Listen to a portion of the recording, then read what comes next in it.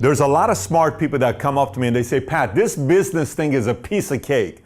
I have a job, I'm an executive, I have a degree from XYZ, and I'm thinking about being a business owner, and it's gonna be so easy for me. And they go in extremely arrogant and cocky, and then boom, they fail. And they wonder why, okay? So in this video today, I'm gonna cover with you why smart people so often fail in business, and I'll unpack it for you on 12 different points or so I think I have here to cover with you. But I want to tell you a story that really impressed me so much. Arnold Schwarzenegger is done being a governor, okay? He's done his Mr. Olympia 7 times. You know, he's gone out there and become an actor in all these different movies, and he's married to Kennedy, and he becomes a governor, 2 terms California, liberal state. He's a Republican. He's done the impossible in multiple different areas of his life. Watch what happens. After he's done being a governor, after the scandal with his wife, which if you haven't read the book Total Recall, I highly recommend it. Let's put a picture here of Total Recall. They ask him, they say, what do you want to do? He says, I want to go back into Hollywood. I said, oh wow, are you like excited about playing A-type roles and all this other stuff? He says, no. I have to make sure that I earn everyone's respect, that I still know how to act. I have to start off as a beginner again. And I have to take any job they give me. Now think about this. Here's a man with a resume bigger than the Bible as far as a resume goes. He can put so many different things in there. And he says, I have to earn everyone's respect.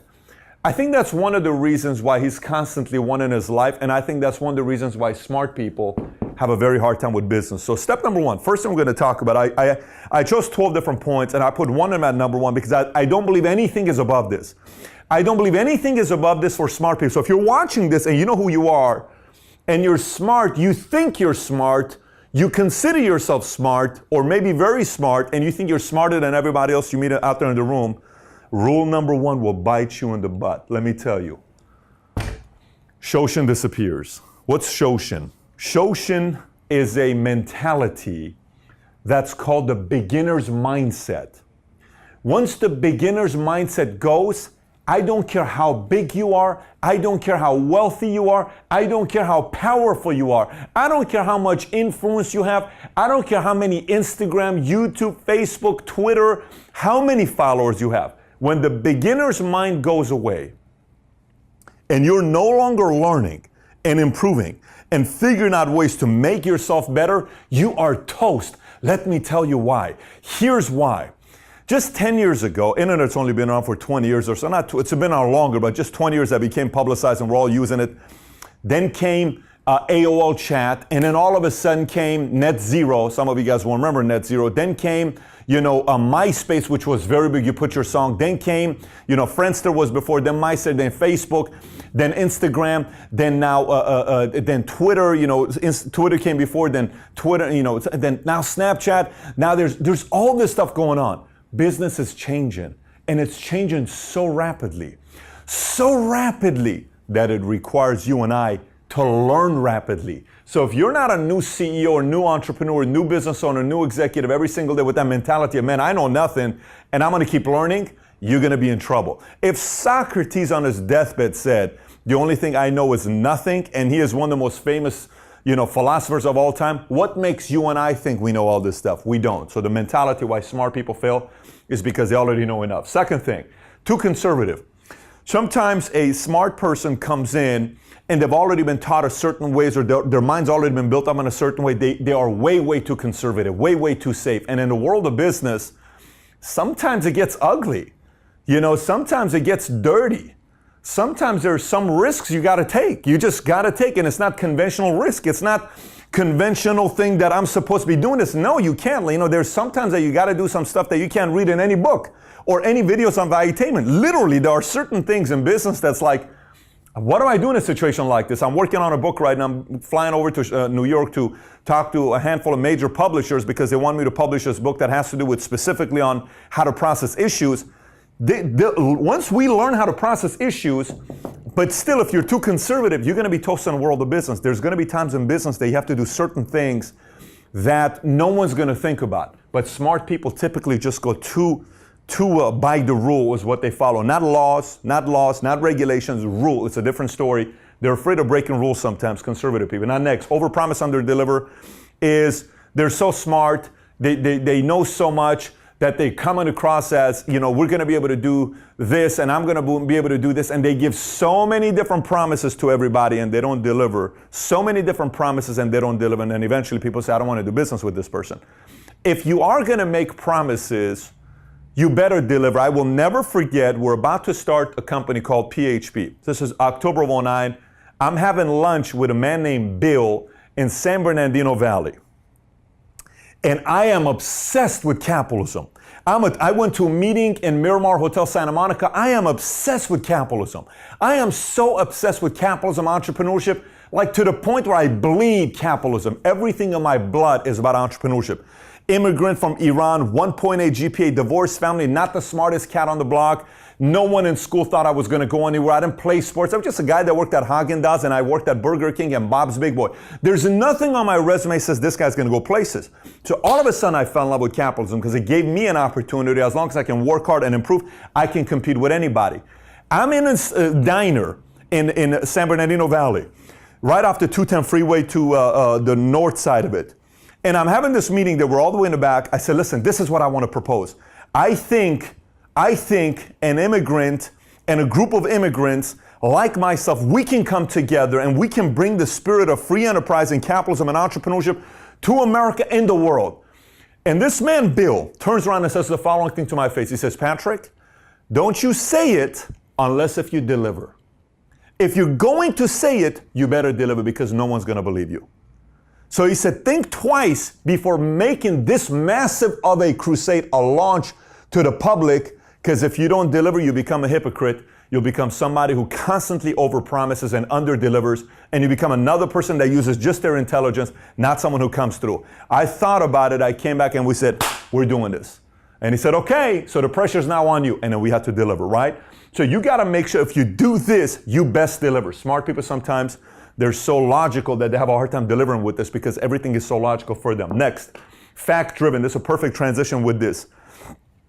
So, look, there is a part with raising kids, right? I got 3 kids, and my 2 boys, they're in the MMA phase right now. They're the 5 and 3-year-old. These kids want to fight all the time. Like, I don't need to go to pay-per-view and ask Dana White what next fight's going to be between Conor McGregor and Nick Diaz. I just need to sit there and watch these 2 boys go at it. And literally, the other day, Paul, we're in LA.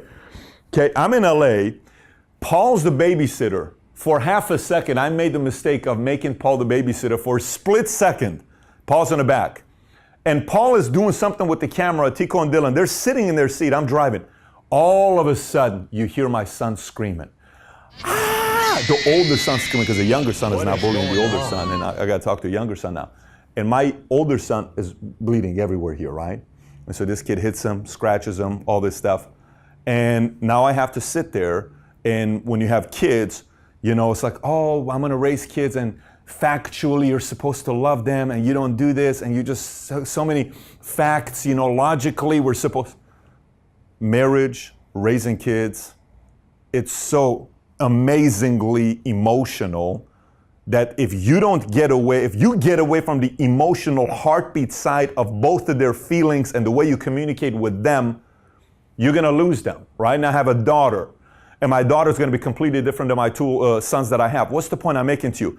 Business has a heartbeat. And in business, if you only treat it logically, it's going to die. It needs emotions. It needs to be fired up. It needs to be driven.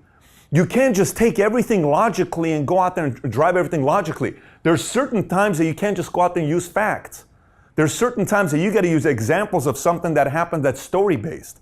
There's certain times you may be sitting in a room and you're looking at the numbers and all the numbers suck. You are getting killed. Like I've been in meetings where our company, we were getting hammered. I lost the #1 producer, I had to fire him. I flew to Utah, and all this stuff that we had to do. I'm in front of the guy's wife. Our numbers are like this for 6 months straight. And in a factual meeting, I'm supposed to sit there and say what? Well, guys, we suck. We suck.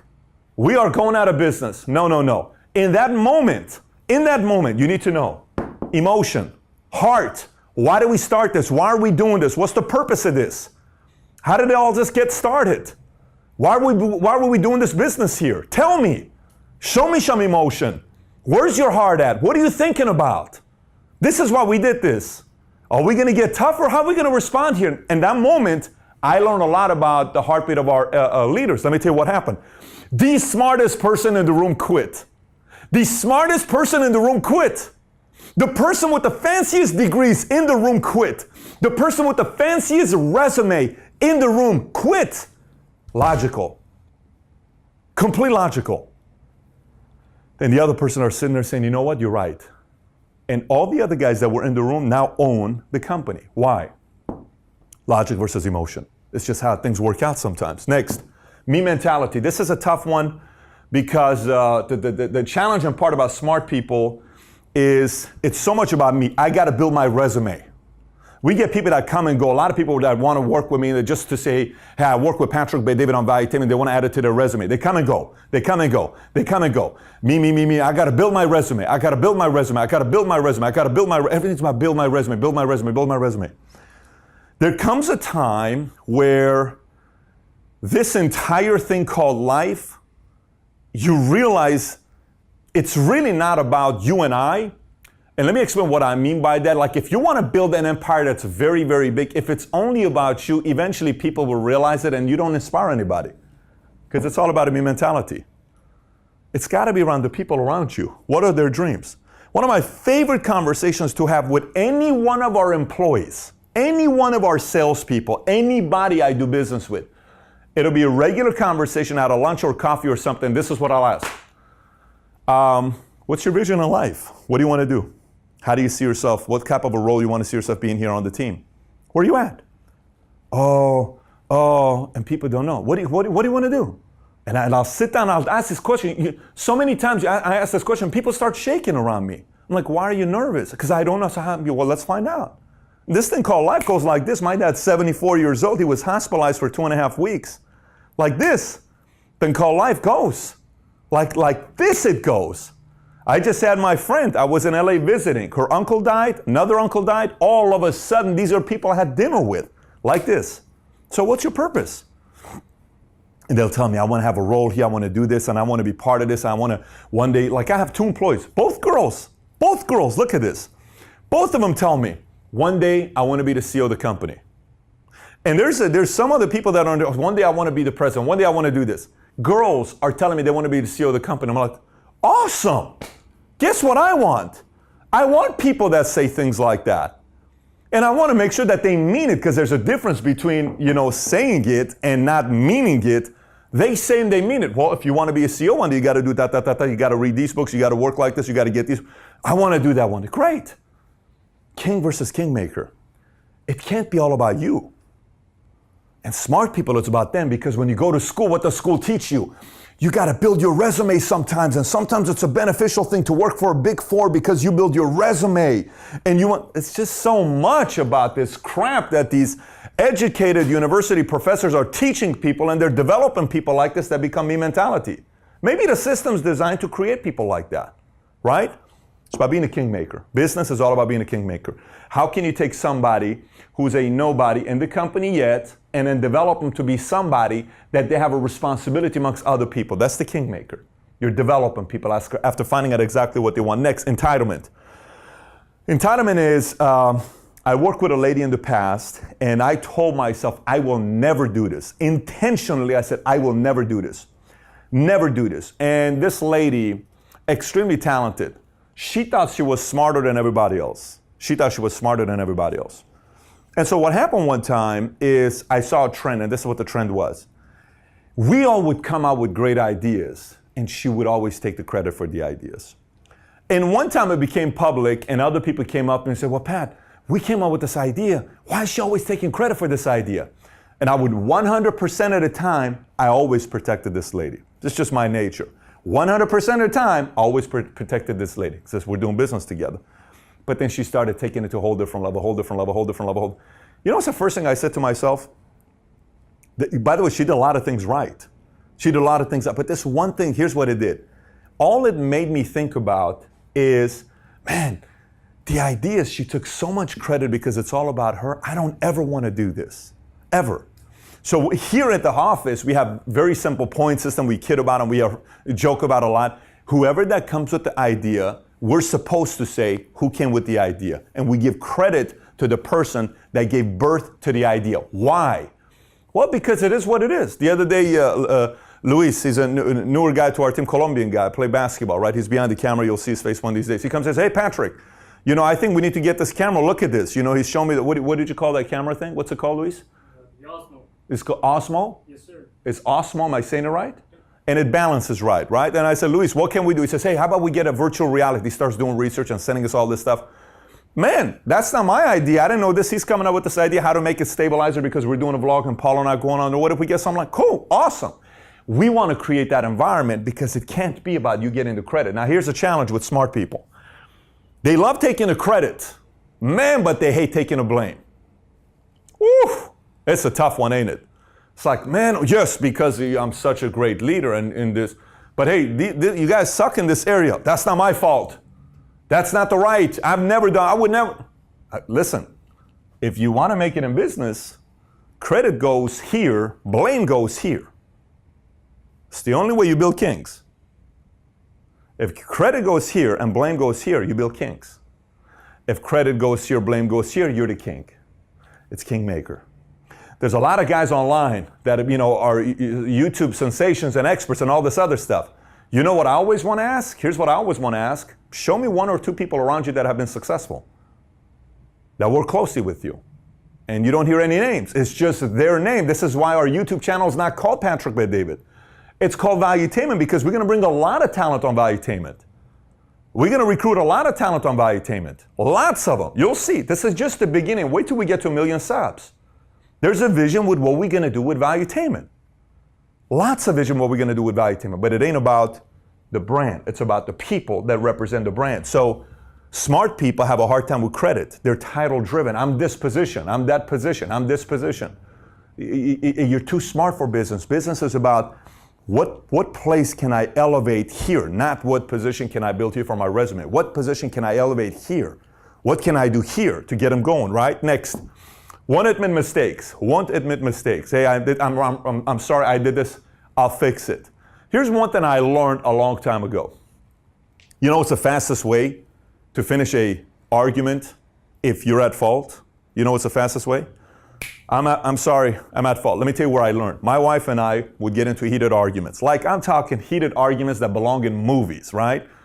Heated arguments that end up turning into 3 babies afterwards. But really, really heated arguments that we have, right? And so eventually I'm like, you know what? I'm tired. There's no purpose for this. What the hell am I arguing for this here? If I'm at fault. So here's what I would say. Babe, do you realize what happened? You're right. This was my fault. This is my fault. And so I started 100% right off the bat saying it's my fault. And here's now, remember, my ego. I got an ego as well. Everyone's got an ego they got to deal with. Babe, it's my fault. Whoa. Then she would say, babe, it's my fault. Then it became a culture in our relationship. Babe, this one's my fault. Babe, come on, babe. I know, I just told you it's my fault. I'm sorry. I know, I'm just upset. Okay, cool. Like, cool. It's my fault. That's it. No one's killed. No one's getting arrested. It's all right. We make mistakes. I don't walk on water. I don't want to walk on water. I don't want to be known for being perfect and walking on water. And neither do you. It's a lonely place to be. You're always walking on eggshells, man, when you have to act like to being so perfect. Next, lack of selling vision. Sometimes it's so logical that they don't sell vision. You got to sell vision, where we're going. These two are kind of similar, but you always got to know where are we going? Where's this thing going next? Where's the company going to next? Next, they're trying to outsmart hard work. Now, there's a whole debate going on right now where everyone's posting questions, sending me stuff. Hey, Pat, this guy on YouTube said everything's about hard work, but this guy on YouTube said, you know, it's about working smarter. What do you think is a smarter thing? You know, I'm like, okay, what are you trying to say? Well, do I have to work hard or I'd have to work smart? I can't say that I've met a single person that became successful that didn't have to work hard for a period of their lives. I don't know anybody. I don't know anybody that didn't work hard. Like, I don't know one person that became successful not working hard. I don't know a single person that became successful not working hard. Now, let me explain this. If this guy works hard and this guy works hard, they both work very, very hard. But this guy learns how to work smart, it's a compounding effect. However, this guy works hard, but this guy works very smart, but he's extremely lazy. He can't compete with this guy because he can't even get to the level of this guy to be picked up. The minimum requirements, the entry is hard work. It's just what it is. It's just not going to happen for you to get there. You can't outsmart hard work, period. You got to learn hard work. Smart people have a hard time with that because they think they have secrets, that they can do voodoo stuff and get everybody else to do stuff and they get credit, until eventually the numbers show up and people realize you just don't really work that hard. And no high road. Let me explain what high road is. Man, so I learned this, you know, sometime when you build a business, your people will teach you a lot. The people around you will teach you a lot because you're not the smartest person in the room. Collectively, we can all learn a ton. And one of the things I learned, I've made the dumbest mistakes in business. I have a video called, you know, what's the video? 12 dumbest mistakes I made as an entrepreneur. No wonder it's one of the top 5 most popular videos I have on YouTube because people love finding out about the dumbest mistakes I've made. I can do 20 of those videos. But there was a part about this where I started attracting people who were extremely successful in the past. And these guys, you know, would bring their ego sometimes and all this other stuff. And then I brought a couple guys that were hardworking and they were difficult to work with at times, right? And if there was 10 arguments to argue with them, 7 of them produced nothing. So I gave them the victory. But these 3 that mattered, that could hurt them in the business and kill them, I'm not compromising here. But I had to learn where to take the high road. And smart people have a hard time taking the high road. You got to pick and choose. Out of the 10, you don't need to win every argument. But there are 2 or 3 that you cannot compromise.